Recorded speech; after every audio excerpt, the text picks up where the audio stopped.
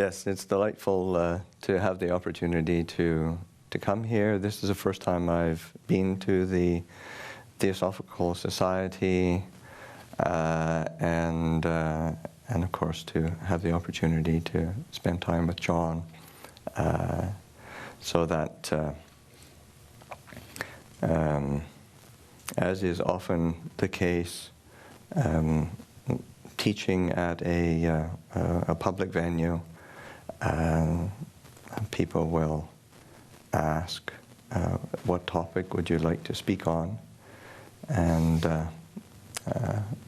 what I usually say is just make something up and I'll talk about it. So that's what he did. So that in the little write-up, it's about the path of serenity and insight, and the aspects of the Buddha's, the way that the Buddha laid out his teaching, and these also that meditation forms an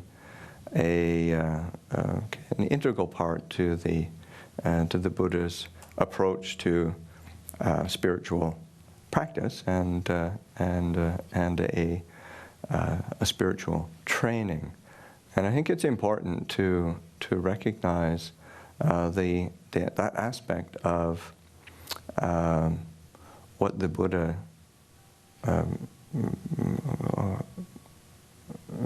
calls a training, and I think that's because that's the, I think it's a really interesting approach to spirituality, and and also that when the Buddha, sometimes it's translated as training, so like the threefold training that is given as the path of freedom is a path of virtue, of meditation, of wisdom or discernment. And this word that is called a training is also just as easily translated as education. So that giving ourselves an education in learning how to not suffer or to not create complications, because that's when the Buddha lays out the purpose of his path. That purpose is, in his own words, that so often summarized as the freedom from suffering. A lot of that, and suffering is not a great word as a translation, but it's the workable word. That sometimes it's translated as discontent, dissatisfaction, dis-ease, stress. So that, but I think the main reason that the Buddha used this as a structure is that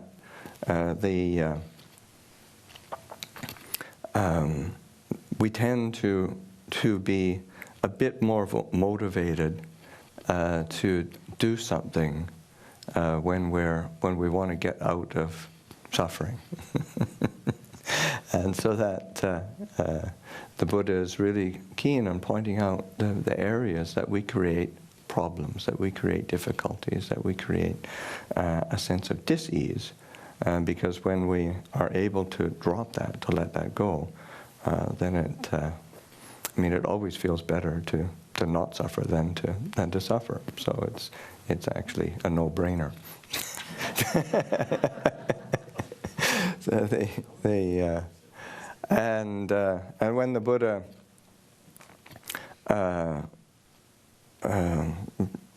didn't really give much room for speculative philosophical questions too much.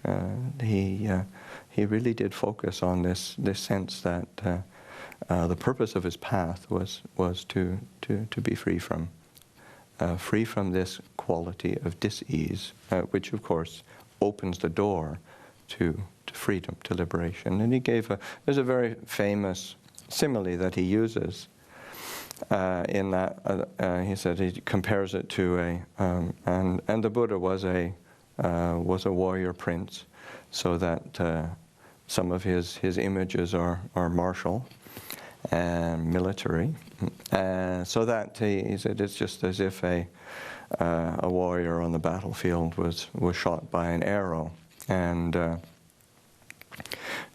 his mates come to help him out and want to take the arrow out, want to treat the wound, and the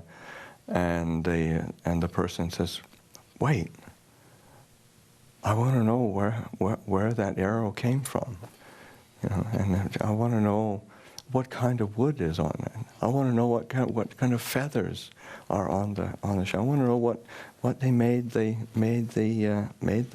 arrowhead from. I want to know who shot that arrow. I want to know what caste that person who shot that arrow was from." And the Buddha said, "And what do you think?"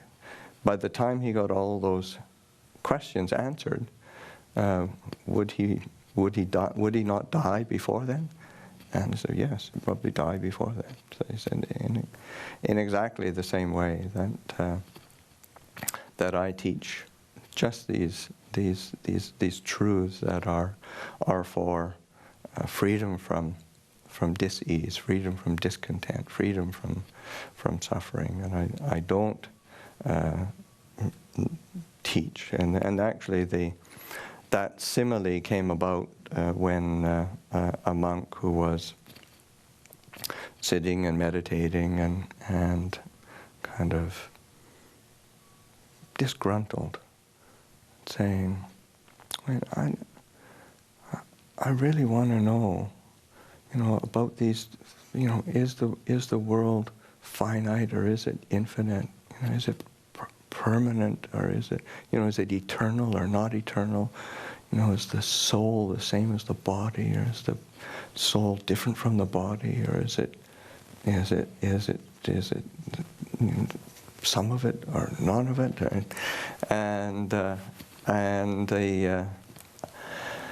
I said, he never answers those questions.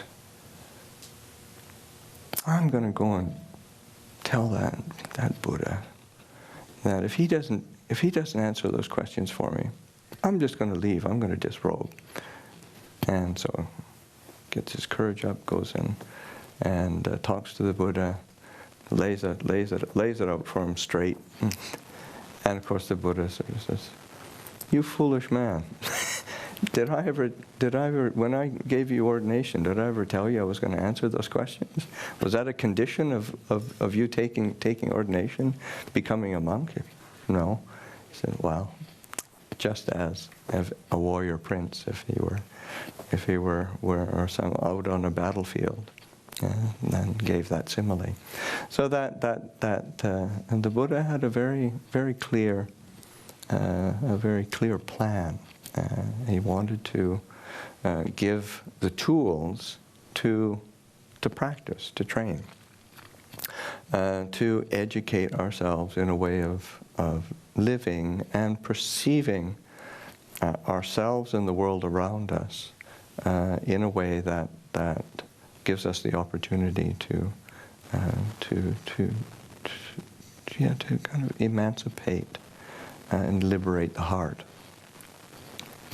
So that this path of virtue, of meditation, of wisdom, is oftentimes, especially when it comes to the meditation aspect, is summarized into two different qualities of mind.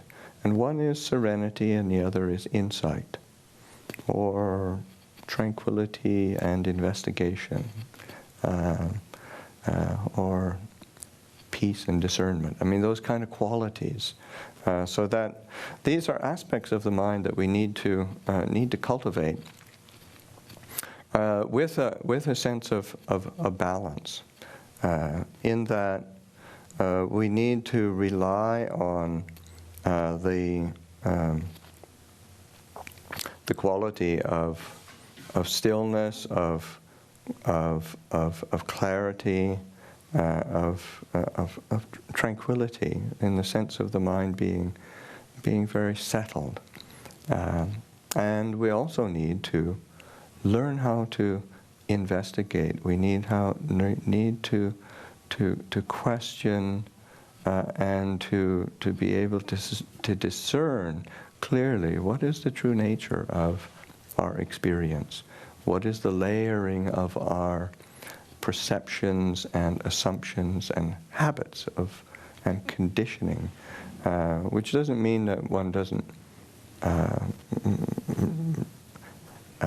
let's say that one tosses out one's habits or conditioning, but one has to know clearly how that works, so that we're not just working on blind assumptions. So that this developing of these two qualities of mind, they go hand in hand, they go together. And one of the images that my teacher Ajahn Chah has used is saying that it gives the comparison of the tranquility and serenity aspect being like a candle, but a candle that's not lit yet, so that it's got potential. But if you're in a dark room and all you've got is an unlit candle, then you're still going to be not so safe yet. And the aspect of say like insight or investigation is like a match. On its own, it's like a match. You strike it, you've got light, but it doesn't have any staying power. It doesn't have fuel that allows it to last for very long. So that this mutual relying of serenity and insight are like striking the match and lighting the candle, so that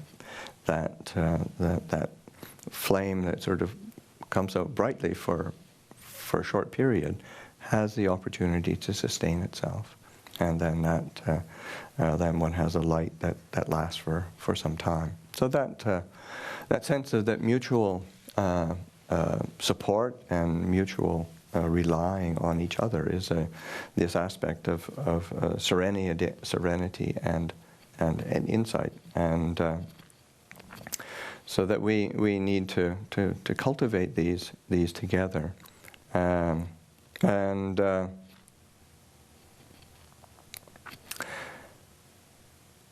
there's another image that the Buddha himself uses to kind of give an image of the need for these two qualities to work together. Is the so there's he says it's like in the forest, and there's this nice pool, and an elephant comes to the pool, and he wades into the pool, and he cools himself off, and he squirts water behind his ears, and he has a great time, and he eats the lotuses, and he's very refreshed, and then he goes out again, and then he said, but it's like there's a rabbit who watches this. He's by the pool, and he said, wow, that's really cool. I want to do that. I want to be like that. So and he just so this rabbit sort of jumps into this pool, thinking, well, I'm gonna cool myself down with the water. I'm going to do this. I'm going to do that. But he doesn't have it doesn't not as big as an elephant, and he drowns. He just can't do it. And he said it's the Buddha said it's as if similar. That's somebody who hasn't developed especially the aspects of tranquility and stability of mind and a steady insight and a sense of contentment in tranquility. It's not, one gets the idea that one would like to be like the elephant, but you've got to do the practice. You've got to put the effort in. You've got to have this, build up that oomph in one's spiritual practice in order to see clearly, to understand, to be able to walk the talk, and that's really essential. So that's this aspect of practice and training is an essential part of the Buddha's path, and these aspects of developing the qualities of tranquility, serenity, and insight. These are there's actually many different styles of meditation that the Buddha taught. The Buddha himself didn't collate them and make a list of all of the different techniques, but later commentators have sort of read through the scriptures, read through the discourses, and came up with a list of about 40 different meditation techniques that the Buddha used, and many of them are for.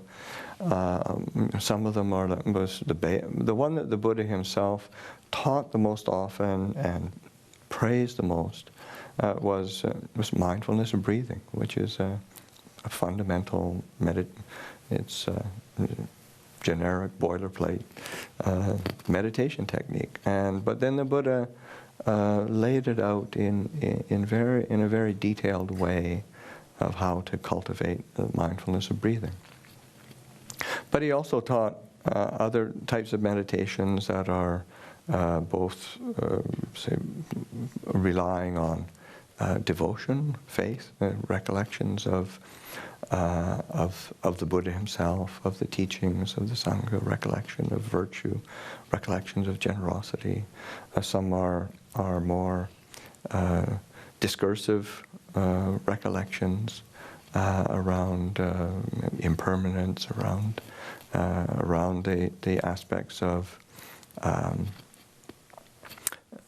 aging, sickness, death, and these are things that in order to they're like sort of rousing meditations. Some are sort of like settling meditations, like loving kindness, compassion, sympathetic joy, equanimity, recollections of peace. These are all either devotional or settling meditations. Some are specific concentration techniques, like the using visual objects for absorbing into the object of meditation, to allow the mind to become really firmly concentrated. So that there are many different techniques, but a lot of it is really dependent on the Buddha was extremely practical, so that really, whatever works, whatever helps the mind to increase in wholesome tendencies and decrease in unwholesome tendencies, that works. That's a valid technique. So that and if one's doing a meditation and using a technique that sort of got seal of approval from this teacher, or has got this kind of hype from whatever lineage, But the mind itself, the heart, increases in unwholesome, unskillful tendencies and mental states and decreases in the wholesome, then it's not working. And so that one has to see for oneself, one has to check for oneself, one has to be able to learn how to use the tools skillfully. And there's a certain need or necessity to develop some skills with a few different meditation techniques, in the sense that the nature of the mind is such that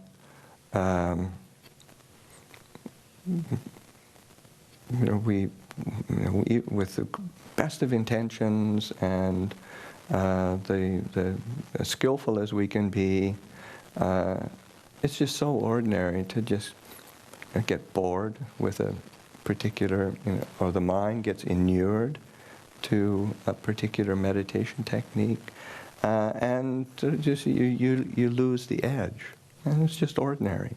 So then that's where one needs to skillfully apply, come at the practice from a slightly different angle, so that one can be lifting up wholesome mental states and undermining the unwholesome.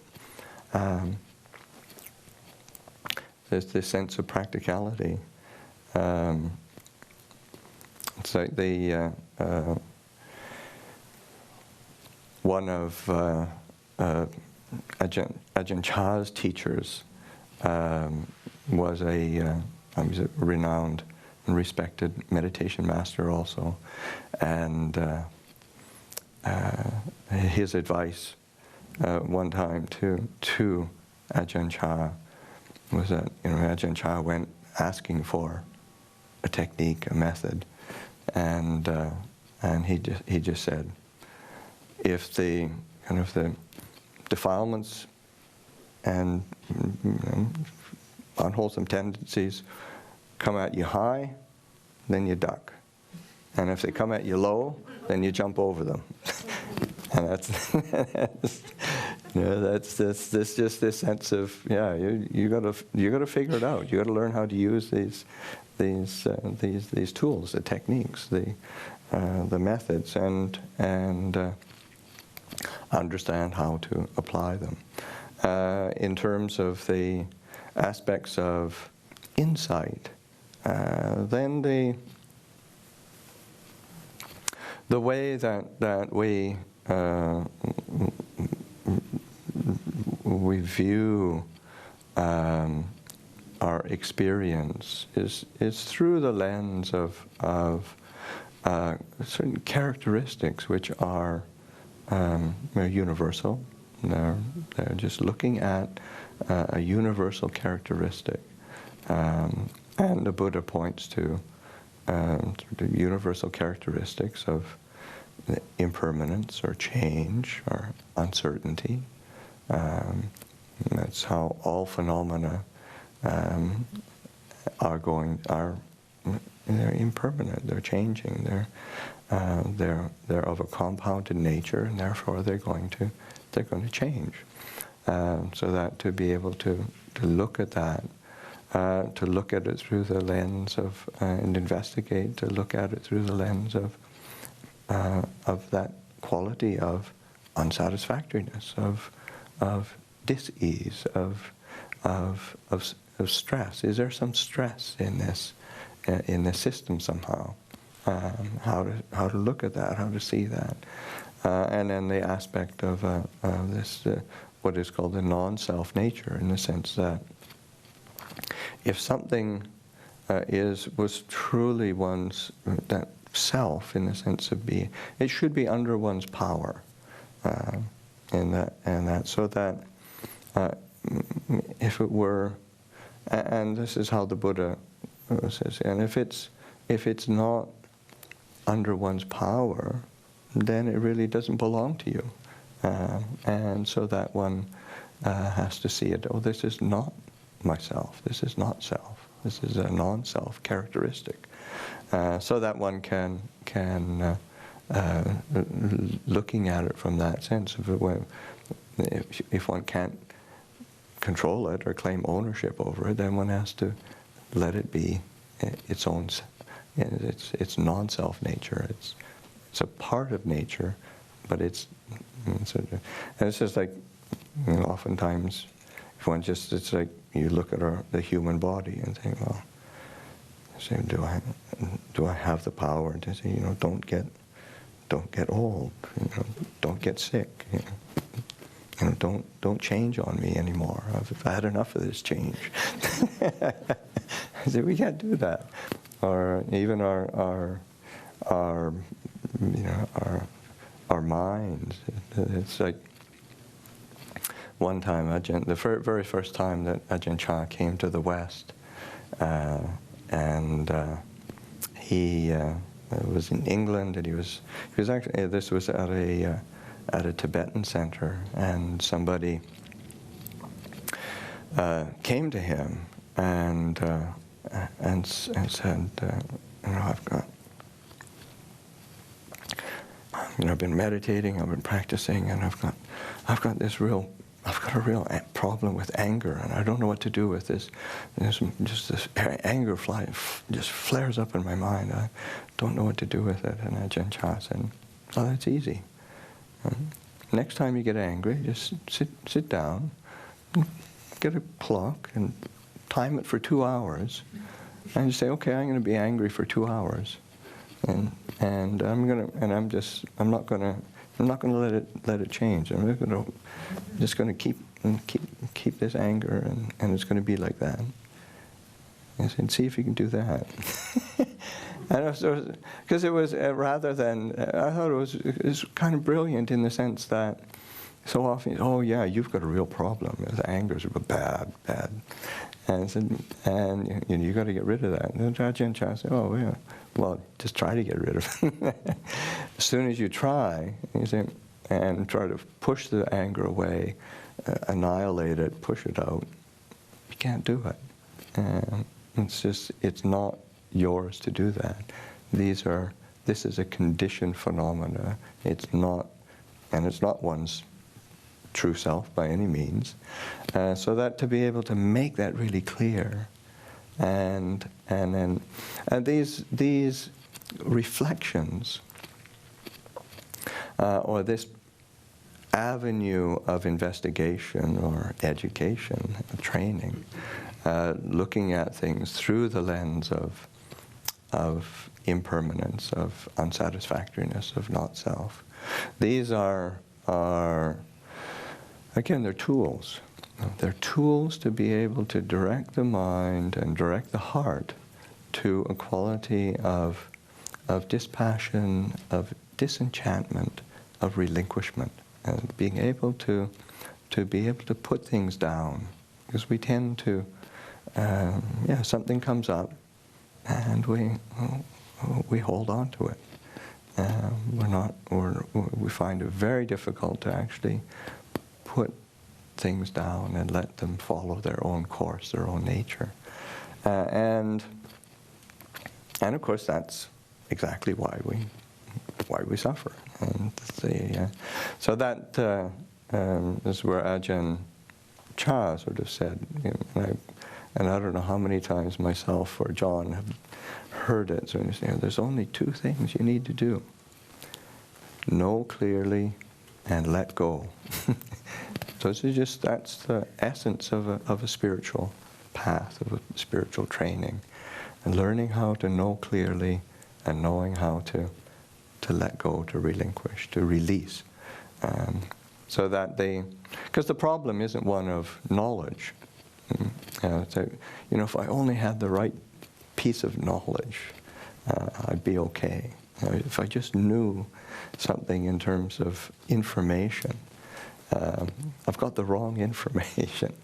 I need different information for my spiritual well-being. But it's more around actually just this quality of awareness and clarity, and the ability to not hold tightly to things, not just let them go. So that this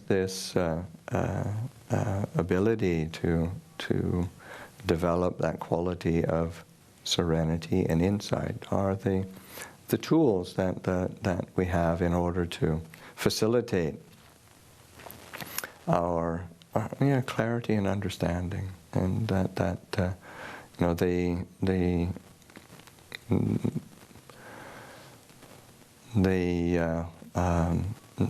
the aspect of say the insight into the Buddha's truths are not necessarily just trying to get more information, but it's trying to get the clarity and a sense of discernment. So that remember Ajahn Chah one time saying that he said, sometimes people with a lot of knowledge have difficulty practicing. He said it's like in Thailand. He said when you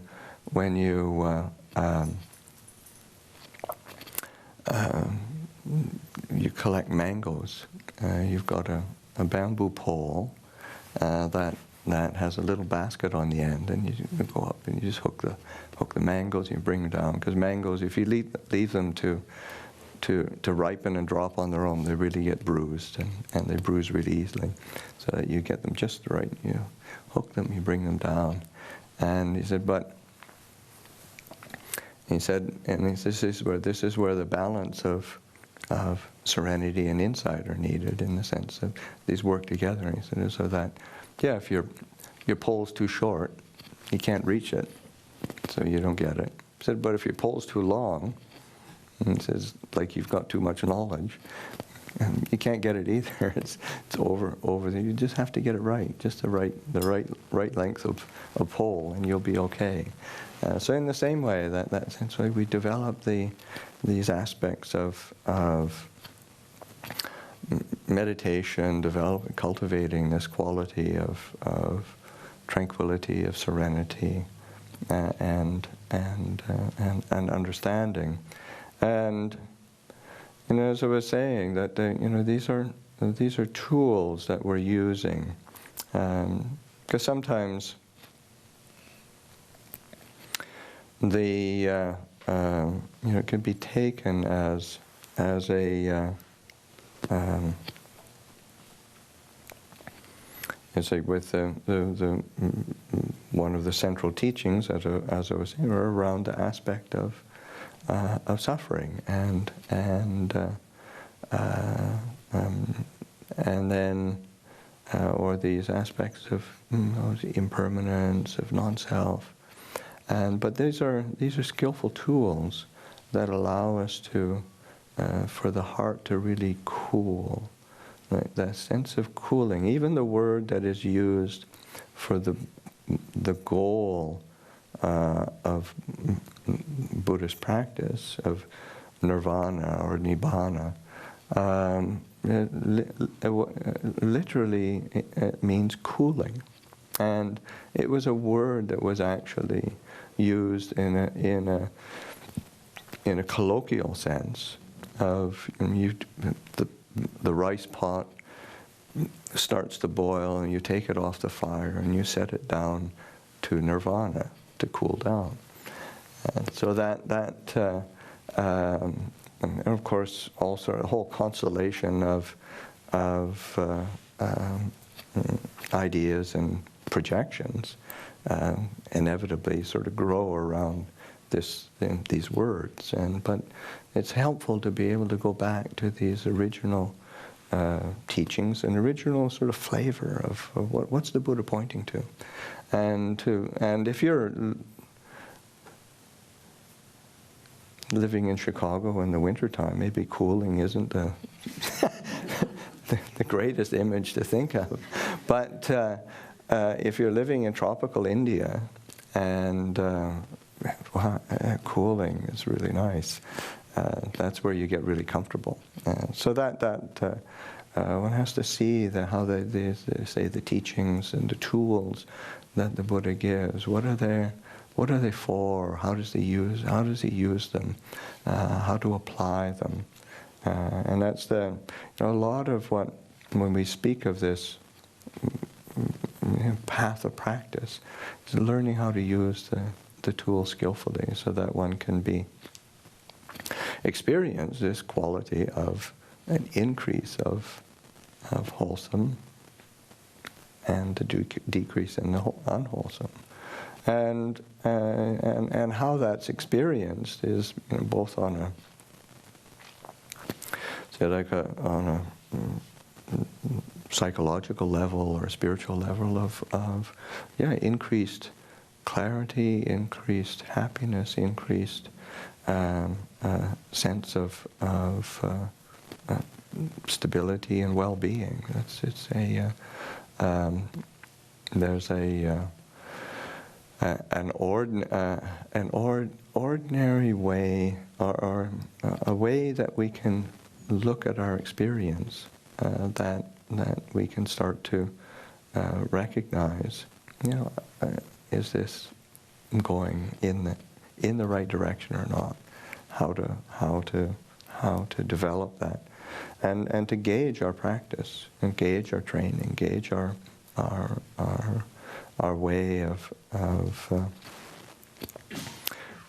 learning, because it's one of this word that we speak of in Buddhist training is also education, learning how to educate ourselves in a way that is really leading to peace.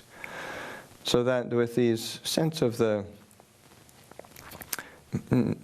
many different methods and techniques, it's just learning how to use them, and it's like any good tradesman or it's just learning how to use the tools, and that's what I was also saying. Just it's really helpful for people to, when you're taking on a spiritual path, to learn how to experiment with a few different methods and techniques of practice, so that you get some skill in how to apply them, and then how to adjust to when the mind changes and one either gets bored or lazy or is kind of lacking in inspiration. And it's learning how to adjust that, learning how to bring up different things that help to inspire the mind or encourage ourselves. It's similar if you've got a job at your home, so that you call an electrician in to fix. You've got the electricity is out at your house, and electrician. You call an electrician shows up, and all he's got is a screwdriver. It wouldn't inspire much confidence, and he might get it done, but he might not. So that in the same way of us as spiritual practitioners and seekers, it's learning how to develop a toolkit of training, of educating, of practicing, and these aspects of cultivation of serenity, tranquility, clarity, stillness. It's a training of discernment, of reflection, of investigation, learning how to turn the mind not in a discursive way, not so much discursive, it's like a restlessly discursive way. We have to learn how to direct our attention and our investigation so that it's fruitful.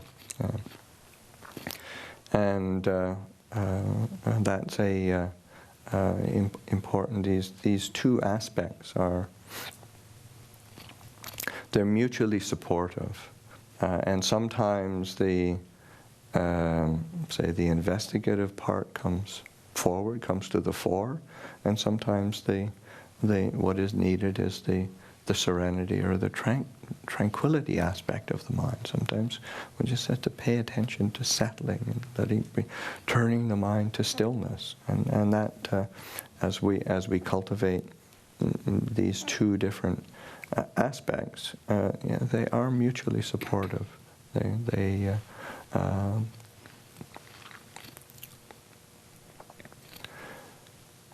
And we use the different aspects of this training in the same way that just any person is going to have you go to a restaurant or a buffet or something, and you're going to see there's going to be these different foods. And some of them are going to be attractive, but not so good for you. And then some of them are going to be, one's going to be drawn to them because they nourish you. And some are going to be, not so interested in that. But one has to really encourage oneself in a way that one's nourishing and nurturing one's own health and well-being with the kind of foods that really are good for you. So in the same way with our spiritual practice and our cultivation, cultivating these different methods, techniques, aspects of a spiritual path, so that they really do nurture our well-being, our understanding, and ultimately bringing us peace. So I'll offer that for reflection. I've talked, I think, long enough, and if anybody has any questions, I'm happy to answer questions. Thank you, Venerable Sir. If you do have questions, and I'm sure there will be questions, wait till I bring the microphone to you so that we can record the question as well as the answer. And if we have questions from people online, I'll read them.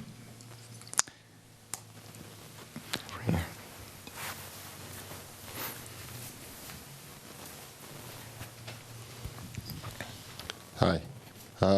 What's your definition of enlightenment?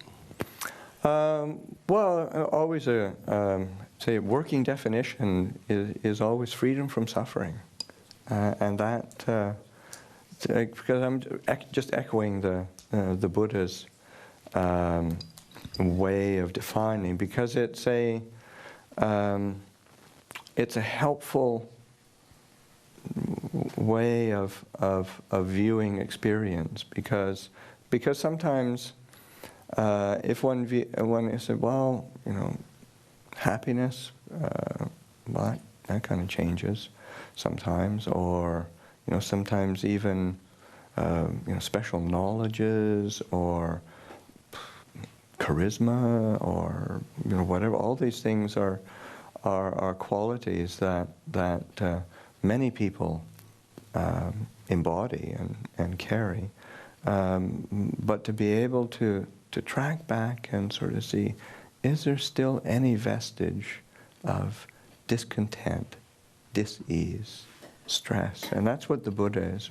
Because what it does, to me, obviously the Buddha thought that as well. It's a very skillful tool for being able to highlight any areas where we're making assumptions, or especially wrong assumptions, because usually when we make a wrong assumption of something, then it'll come back and bite us, and we'll tend to be affected in an uncomfortable way. So that's it, and it's a really good working definition in terms of practical nature.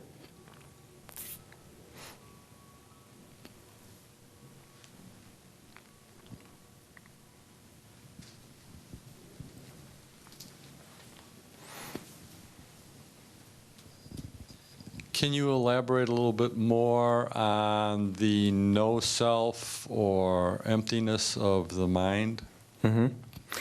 Well, I think one of the things is that's a good question in the sense of the say no self or emptiness of the mind, because oftentimes that's how it's interpreted or presented, and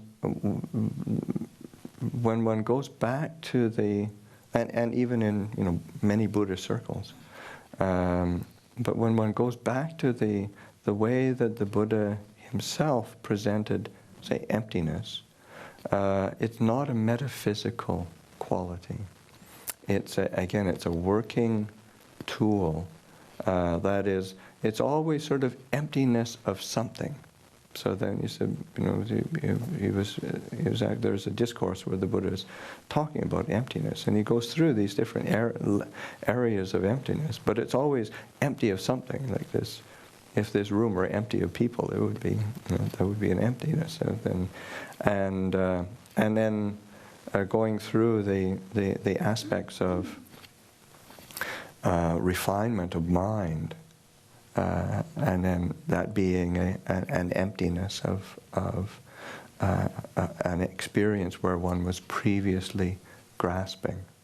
And then the emptiness of self is the emptiness of an assumption of solidity and kind of essence that is constant and eternal. And the Buddha said, maybe not. Maybe it's more helpful to look at it through the lens of not self, mainly because not as a metaphysical or speculative take on religious experience, but a skillful way of being able to turn to relinquishment and freedom.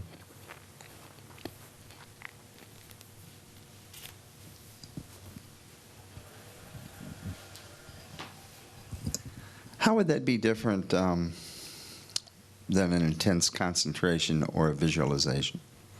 Oh, okay. That's very helpful.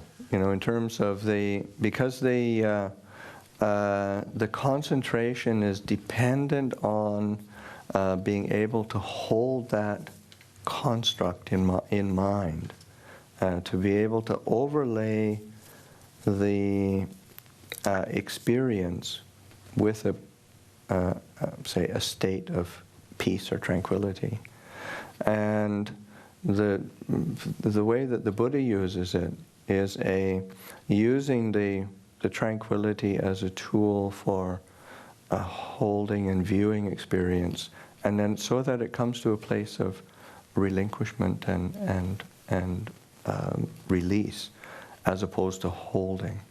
Because if one has to hold a well-being in the mind through concentration or through tranquility alone, then as soon as what the conditions for that tranquility aren't there, then the mind is shaken again. Whereas an insight into the true nature of things, or an insight into spiritual truth, is something that you can carry around with you. It's not going to be shaken by the conditions that allowed that tranquility and concentration to be there. It's not going to be shaken by that. So that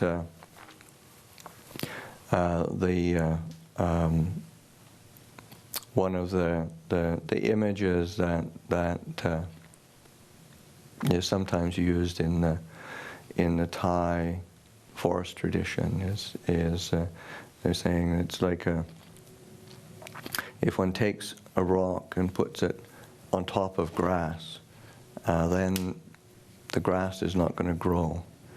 But as soon as you take that rock off, grass is going to come back. And so that's like the as if say that grass not coming up from there is dependent on the concentration, the weight of say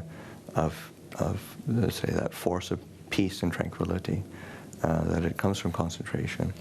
So that what one needs to do is to dig up that grass and take those roots out, and then you're gonna have this patch where the grass is not going to come back.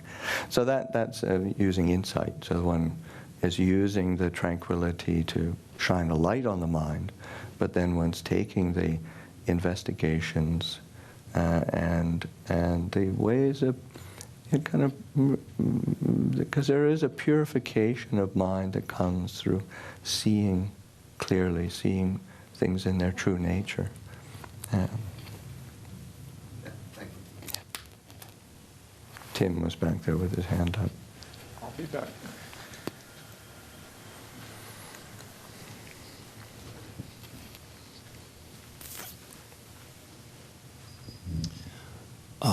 My question was about Ajahn Chah. You did study with him, and what is it that you would say made him the, as John said, the greatest meditation teacher of the in the past century? What qualities? Well, probably our bias that we're that we're students of his. But besides that, his Ajahn Chah was I think one of the things that is unique was his ability to be, say, a leader and teacher without it being a personal kind of attainment or position, so that one never felt that he had anything invested in it, and also that how he passed on his teaching was not through personal charisma, or although he was charismatic, but it was through a vehicle of sangha, of community. He really empowered the community, so both the monastic community and the lay community. And he was always finding ways for him to be able to step back personally, and then encourage and nurture the wisdom of the group, or the wisdom of the community, of others. So that was, to me, is the most striking. The other aspects of his personality, were somewhat unique. He was very skilled in being able to take a complicated teaching and express it in a simple, straightforward way. He was able to be somebody who one always felt that he had your best interests at heart, and one of the when he came to he only came to America once, and he led a retreat on the East Coast, and there were some young Buddhist teachers there, and at the end of the retreat, he said, if you're going to be bringing Buddhism to the West, to America, you've got to be able to teach in a way that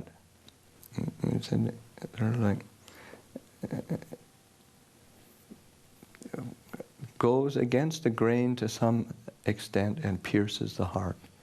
And that he was always willing to do that, which made him exasperating to live with sometimes. But it was, one always felt he had your best interest at heart. Sometimes he didn't make things convenient or comfortable for you, but it was, one could see kind of the kind of habits of mind that so easily can't come up, and so that those are characteristics, I think, that are quite unique, and he he actually, his teaching career ended when he was about 63, and then the last almost 10 years of his life, he was completely bedridden with increasing inability to motor capacity and speech were lost. And he's died in 1992, so it's like he hasn't taught for 30 years, but there's still his sort of, there's a very vibrant community where his monasteries, there's probably 300 branch monasteries associated with him, and then all the ones in the West, which are probably getting close to about 15 or 20 now. So that's an impact that's quite thing. And I'm thinking, because it comes to, because I'm 63 this year, and I'm thinking, wow, Ajahn Chah did everything, by what my age is now. It just boggles my mind.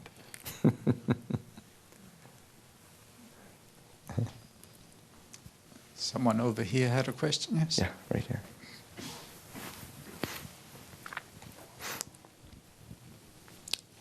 Thank you for your teaching this evening. My question is what guidance you might have for a sangha of lay practitioners who have been together for 2 or 3 years that use chiefly as their instruction the reading and discussion of the books of Buddhist masters, and how that sangha, our sangha, might kind of, I guess, maintain and improve spiritual progress, what kind of practice and methods? Well, I would encourage like a broad kind of implementation of the path, in the sense of, rather than it being just like a meditation group, that it's sort of like a Buddhist path book group, that really learning how to develop a group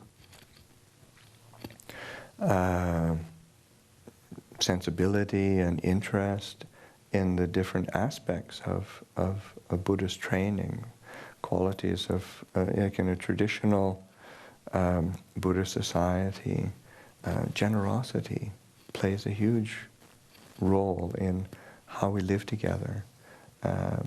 Generosity, virtue, kindness, these are may easily get overlooked in the kind of looking for the meditation that's going to make us peaceful, but it's the cultivation of the whole path that sort of everything comes up at the same time. So that, and then with in terms of different teachers, different masters. Just taking it as that's really good in terms of. But again, sort of recognizing as a group question, what is it that helps us as a group progress in wholesome qualities and decrease in the unwholesome? So so rather than getting too caught up in the refinements of either a meditation technique or a philosophical query of some sort, but what is it that really helps that general sense of well-being and clarity to increase? Because that's the actual trigger that we're able to help us grow in this path. Also, there's a Buddhist there's a teaching in the scriptures that is oftentimes quoted for the say that when we speak about the benefits of having good spiritual friends, it's a very well-known discourse where the Buddha's attendant and cousin Ananda is in the forest on retreat meditating, and he has this kind of really strong insight, and then he goes back to see the Buddha in the evening, and I had this really great insight today that half of the holy life is having good spiritual friends. And then the Buddha sort of said, "Oh, don't say that, Ananda." He said, "It's not half the holy life, it's the whole of the holy life to have good spiritual friends." But usually people sort of stop there in either the passing on of the story or even when it's taught sometimes. But the Buddha actually goes on to say, and what is it to have good spiritual friends? And then he turns to the cultivation of the Eightfold Path is sort of so that one drawing close to this path of practice of virtue, of meditation, of discernment. But then he also refines it again in sort of that each quality as we develop each aspect of the path to be each quality needs to be using the aspect of a sense of solitude or kind of maybe solitude, but it's not just a physical solitude. So it's just being an ability to step back from things. So that applying that to each aspect of the path, applying dispassion, applying a sense of attention to cessation, the ending of things, and to relinquishment, particularly a relinquishment of kind of a selfishness or any kind of selfish tendency. So these are each quality of the path, and so that's how we become a good spiritual friend to ourselves and to others. So that we rely on, let's say, the others who are like-minded and draw close to each other to encourage ourselves. And that's one of the reasons we live in a monastery, certainly for me, and that because that's one of the benefits of living in a monastery is that it's very rare to find a monastery where everybody is lazy, depressed, and miserable at the same time.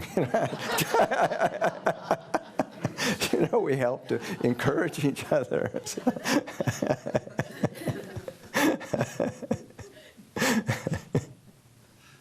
So so that there is that sense of Sangha being community and helping each other and being there for each other. But then it's also paying attention to those inner qualities that help one to be a good spiritual friend to oneself and then a good spiritual friend to others.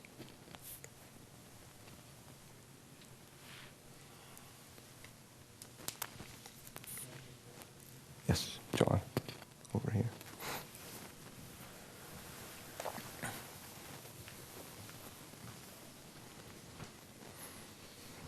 Microphone.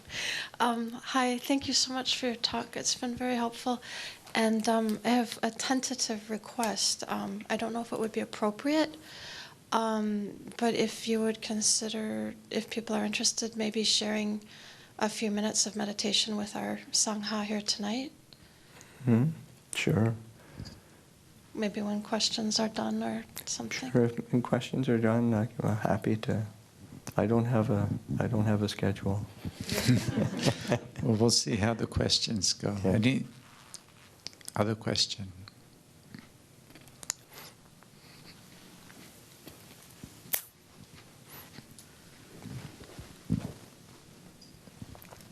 Thank you for your talk tonight. I was wondering if you have any suggestions for a layperson trying to maintain that sense of tranquility and the sort of open inquisitiveness in the daily life when you're not with your Sangha and you're not on the cushion. Right. Which is most of the time.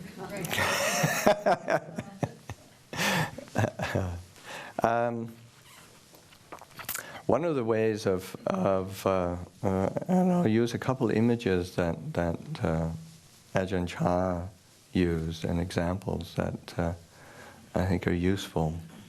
A lot of it's around perception, how we perceive things.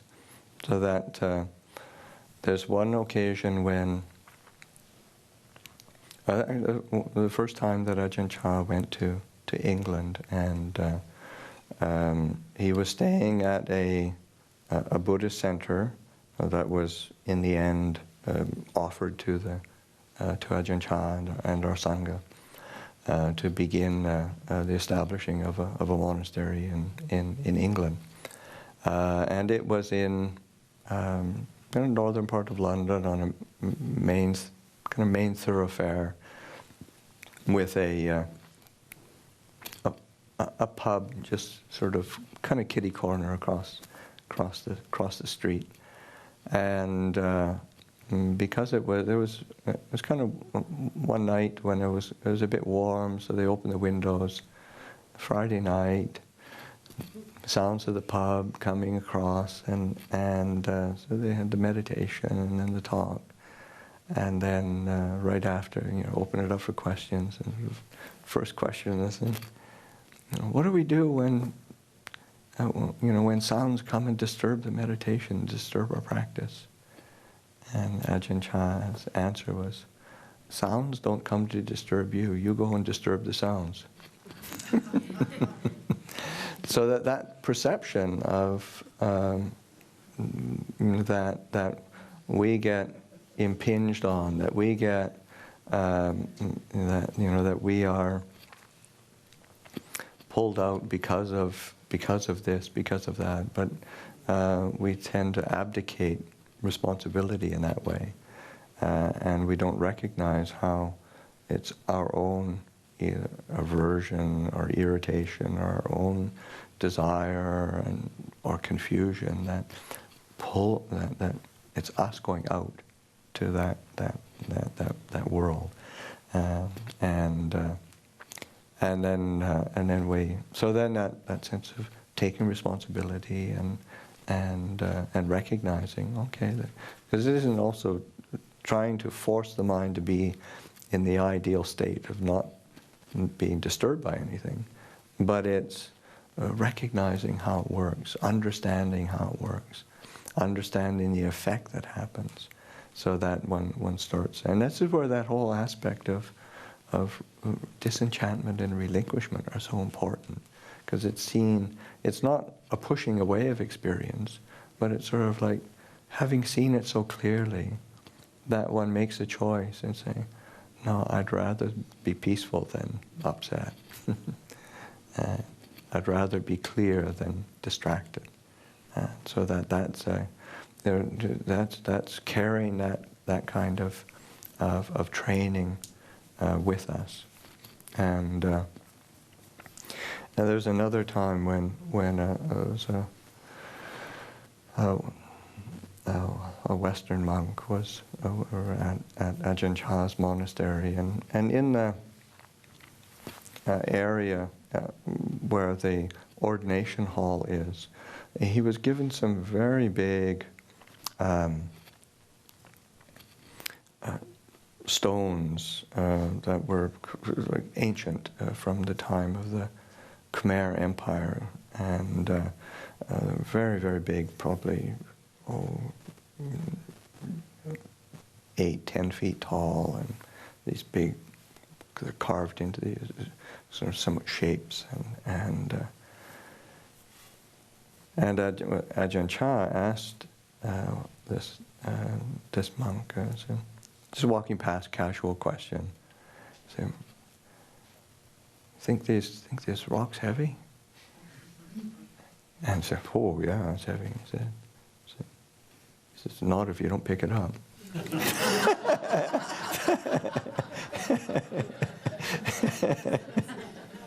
That's, again, that sort of saying, okay, yeah, do I really need to pick this up? The answer is, whether it's, there's some kind of something really exciting and fascinating, or something that's irritating and frustrating. Do I really need to pick it up? So those are the kind of things we can carry with us and train, and again, training. So it isn't trying to live by the ideal of never picking anything up, but it's starting to understand the mind and its habits and what it does and the effect. And and you'll probably opt for not picking a lot up.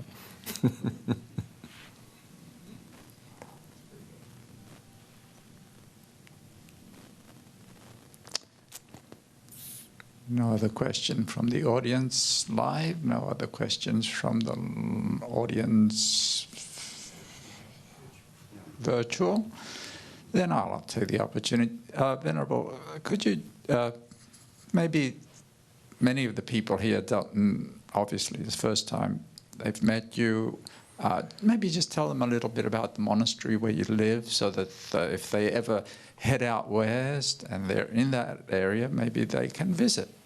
Yes, certainly. So I live at the Baigiri Buddhist Monastery. It's about 2.5 hours north of San Francisco. It's in Mendocino County, which is very beautiful. Hills, forests. We've got 280 acres of land.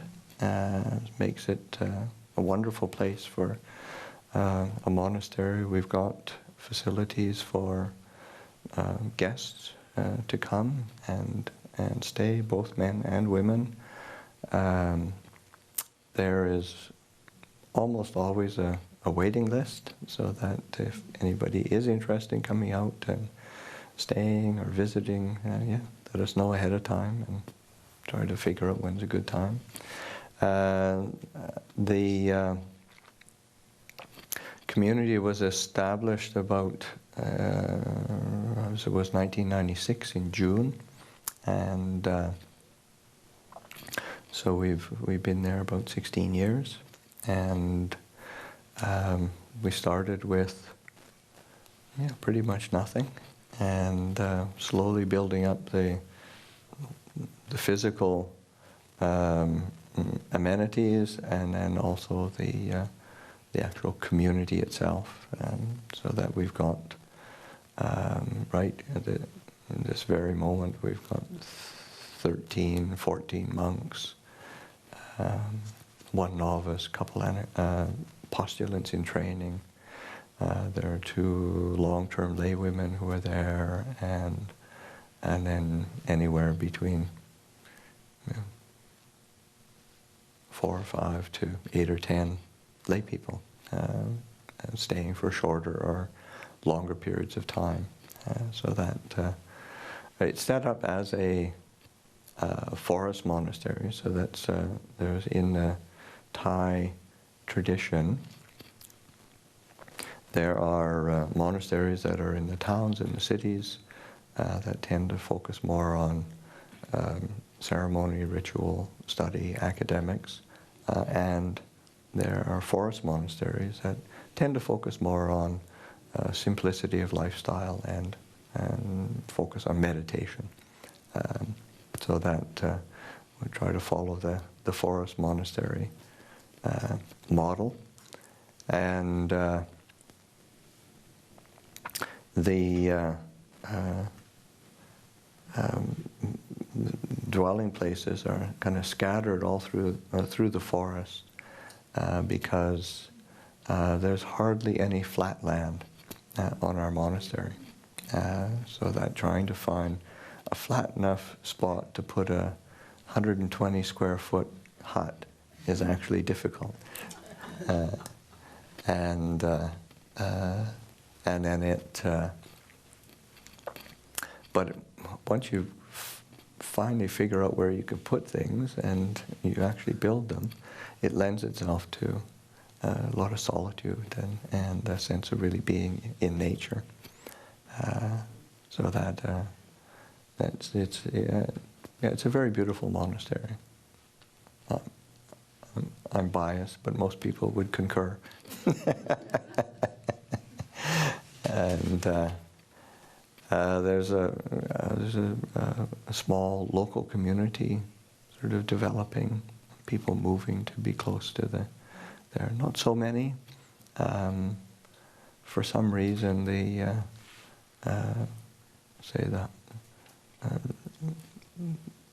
land prices, it's expensive in California, and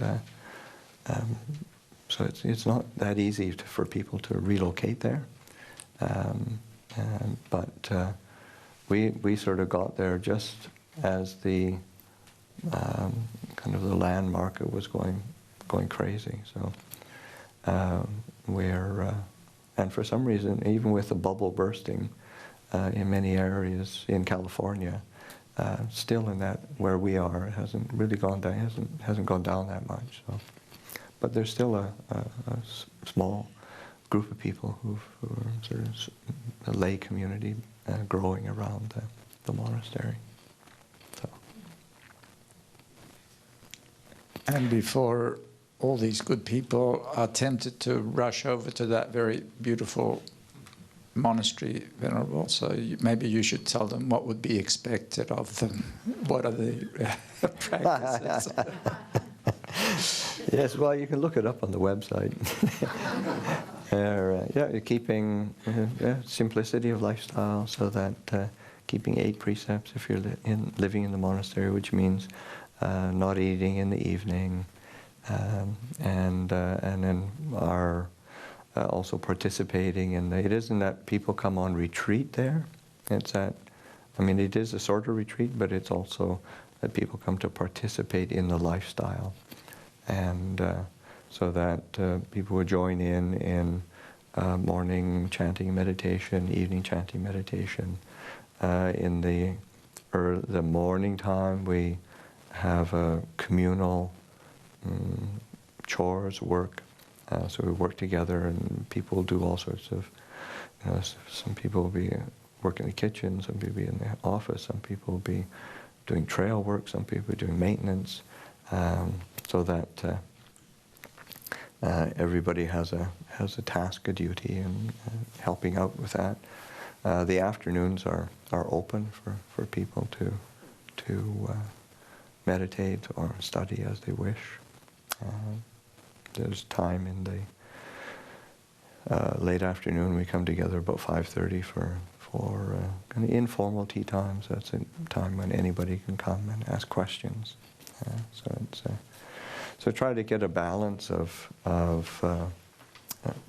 communal things and a balance of solitude, so that people have time to be on their own, but then also learn how to live together in community, which has been It's been a theme of the establishing of the monastery, to how to give that encouragement to solitude, and then also how to learn the skills of living together as human beings, which, the world would be a very peaceful place if these pesky humans weren't around. We sort of grate up against each other.